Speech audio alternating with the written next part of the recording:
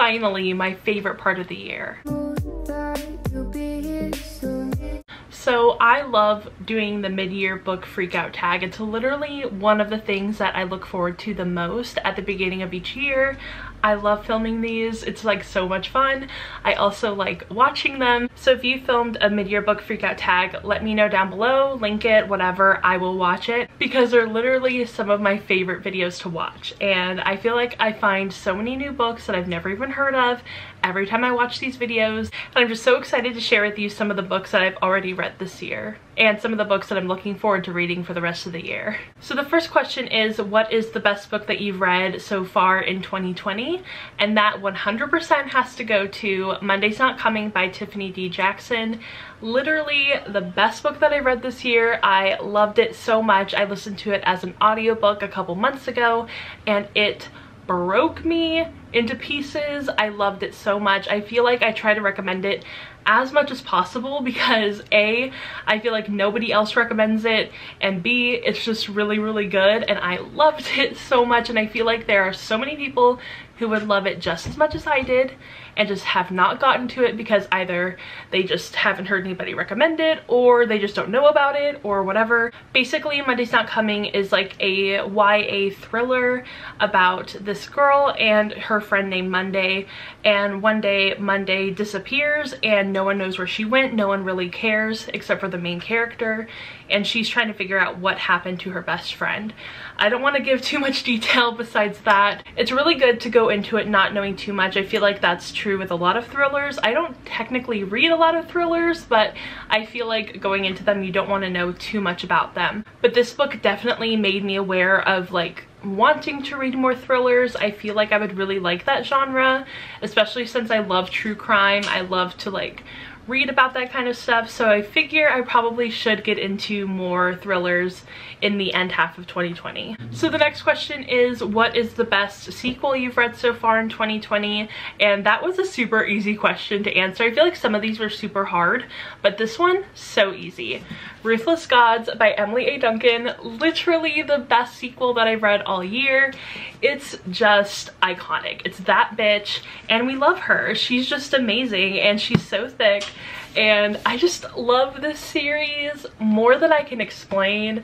The first book was like, oh, I really like this book, I really like this series, I think I'm going to enjoy this, and then I read Ruthless Gods and it changed my life. I feel like the series was just meant for me, and also the playlist that I made for it on Spotify, I listen to that playlist all the time. I was actually just listening to it recently, like I think a couple days ago, and I just got so emo listening to that playlist, thinking about Malakiash and Nadia and their entire dynamic. It just made me like want to cry. It was just, I love them so much. So I can't really talk too much about this sequel, but it's dark, it's creepy, and there's some body horror in it, so just like beware of that.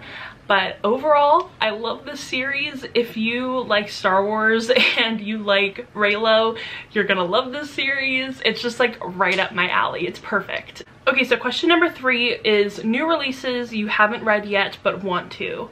And so I picked 5 new releases. Some of them I own, some of them I don't own. The first one is Court of Miracles by Kester Grant. That's like a retelling of Les Miserables, and I really want to read it so bad. I actually own it now. It's gorgeous. The next one is A Song of Race and Ruin by Roseanne A. Brown. That one is a fantasy, and I don't know too much about it, but I also own it, and it's gorgeous, and I've heard really amazing things, like from so many people I trust. I think I'm really gonna enjoy it. The next one is Felix Ever After by Case and Callender, and I actually read one of their books earlier this year and I did actually enjoy it, so I bought their new release and I'm so excited to read it. I think I'm really going to enjoy it. Actually, I do own all of these books. The next one's Incendiary by Zoraida Cordova. I own that book. I'm so excited to read it. And then the last one is Bonecryer's Moon by Catherine Purdy. Another book I'm super excited about reading. They're all fantasy. Actually, you know what? 4 of them are fantasies. One of them is Felix Ever After, which is a contemporary. So I've been just like in a big fantasy mood lately. It's just all I want to read. Question number 4 is most anticipated release for second half of 2020. I made an entire list because I cannot be trusted. I have so many anticipated releases for the last half of 2020, and since I never ended up making a video about those anticipated releases, I feel like I need to make up for it now. So the first one is Cinderella is Dead by Kaylin Bayron. The next one is Cemetery Boys by Aiden Thomas.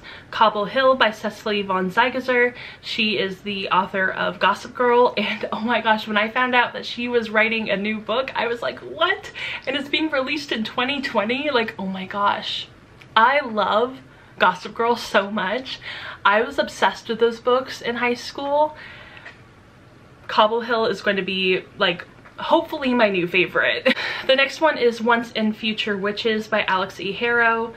The Invisible Life of Addie LaRue by V.E. Schwab, which I've heard so many of my friends like hyping up on Twitter, and I need to read this book. I think I might have requested it on NetGalley, but either I was denied or I haven't heard back. I just can't remember. The next one is A Deadly Education by Naomi Novik. Then Blood and Honey by Shelby Mahurin, which is the sequel to Serpent and Dove, which I really enjoyed. The Dark Tide by Alicia Jasinska. And Wayward Witch by Zoraida Cordova, which is the third book in the Labyrinth Lost series, or is it the Brujas of Brooklyn series? I feel like that's what the series is called, but I'm really excited about the third book because I've loved all of the books in that series, but I'm really excited for the third book because I have loved both the first and second books in that series. They are amazing. So if you haven't read Labyrinth Lost, I highly suggest you do before the third book comes out. Question number 5 is Biggest Disappointment, and that one definitely has to go to Sadie by Courtney Summers. I think I gave that book a 2 out of 5 stars. I really disliked this book, and I just like felt like the narrative was just not working for me. I was so much more interested in the podcast portions of the book and so much less interested in Sadie and what was going on with her. I felt like all of her chapters or all of her like portions of the book were filler, and it really felt the entire time like we were walking through quicksand. Like the only times where we moved forward were during the podcast, and then with Sadie it just felt like everything she was doing was just like not helpful to what her end goal was. Like I felt like she was working against herself a lot, and that just didn't work for me. Okay, correction, I gave it a 3 out of 5 stars, but I feel like it's more of a 2 out of 5. I don't know. It could really go either way. But basically in my review I said I really wanted to love this book, but the entire time I felt like we were moving through knee-deep sand, like I said, and trying to see through thick fog. I didn't care for Sadie's perspective, and felt like a lot of her scenes could have been cut or written differently. I love the podcast chapters though. I also really loved the way things ended.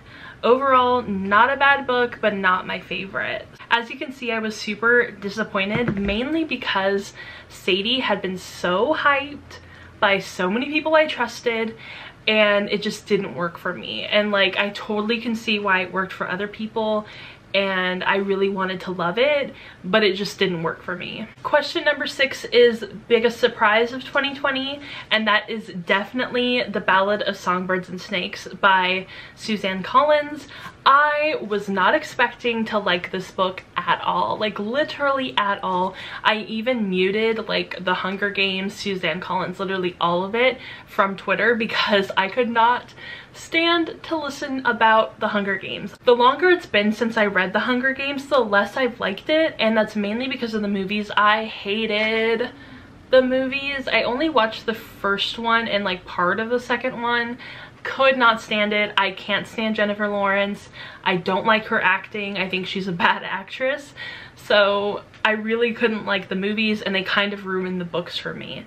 So when I heard about this book getting released this year, I was like, I don't know if I'm gonna read it. I don't know if I'm even gonna buy it. Probably won't. Probably will just skip over it. But then I heard that Santino Fontana was going to be narrating the audiobook, and that changed my perspective because I love Santino Fontana. He is the voice of Prince Hans in Frozen, and I love Prince Hans. He is literally my biggest crush in the entire world. And then he also plays my second biggest crush in the entire world, Greg from Crazy Ex-Girlfriend, and I'm like, okay, Santino Fontana is that man, I love him. He is just everything to me, so I needed to read the audiobook. And then I was pleasantly surprised. I gave it a 4 out of 5 stars. I loved it so much. President Snow, Coriolanus, I don't even want to talk about it. I don't even want to talk about it. I hate his name. I hate him as a character. He is the worst, but he's so much fun to read about. I feel like that's true for so many good villains, is that like you hate them, but you also really like to read about them. They're just so interesting. So I was super excited, really loved it, 4 out of 5 stars, and I definitely want to talk about this in its like own separate video, so we're gonna end it there. The next question is new favorite author, and I wrote 2 options down for this one, and the first one is Claudia Gray. I love her so much. I need to finish her other book that I'm reading right now, which is Defy the Stars, but I have read 3 of her Star Wars books and loved all of them. I am also kind of reading Master and Apprentice, but I'm not loving it as much because it does follow Obi-Wan and Qui-Gon, and as much as I love them, I really don't like reading from the male perspective all that much. It's not my favorite. I'm like not objected to it so much, but it's just not my favorite. So it takes me a little while longer to read that, and it's just very dry. But overall, I'm loving Claudia Gray. She's just such a fantastic writer, and I definitely want to read more of her books. And then the second writer that I wrote down was Emily A. Duncan, and she wrote Wicked Saints and also my favorite, Ruthless Gods. And I feel like her writing just meshes so well with me, and I also follow her on Twitter, and I love her personality. I feel like so many of the things that she likes or is interested in, I like and I'm also interested in, so I feel like we would really get along. I don't know, but she's not a mutual of mine. I really wish she would follow me back. Question number 8 is newest fictional crush, and I chose Sid from The Midnight Lie. I love Sid. It's even in a title of one of my videos for a vlog of like me reading this book. I called her my new fictional girlfriend, and I love her. She's amazing. Her entire personality, she's so different from me too, because she's just like very witty, very like worldly, and I love her. She makes me soft. So yeah, definitely Sid from The Midnight Lie. If you've read this book, you know she is just iconic. I love her. Question number 9 is newest favorite character, and I chose 2 characters from the same book, and that is Alice, which is the main character of A Blade So Black, and then also Addison Hatta.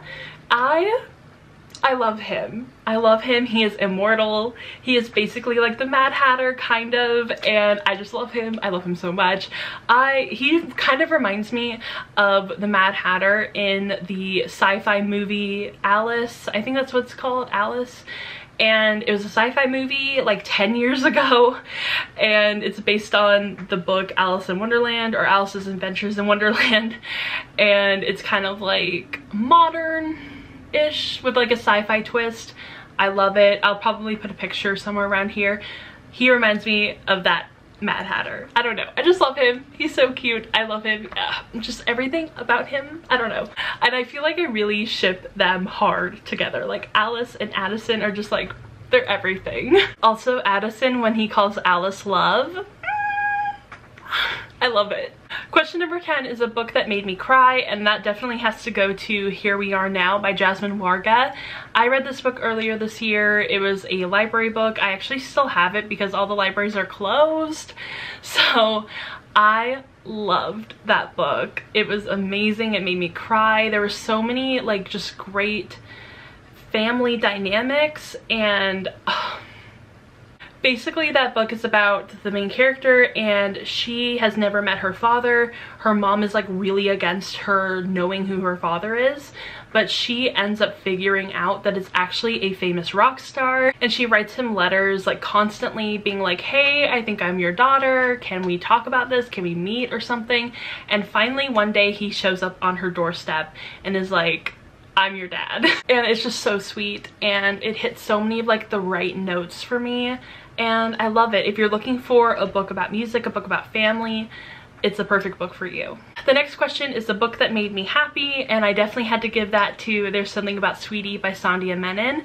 And oh my gosh, I fell in love with that book so hard.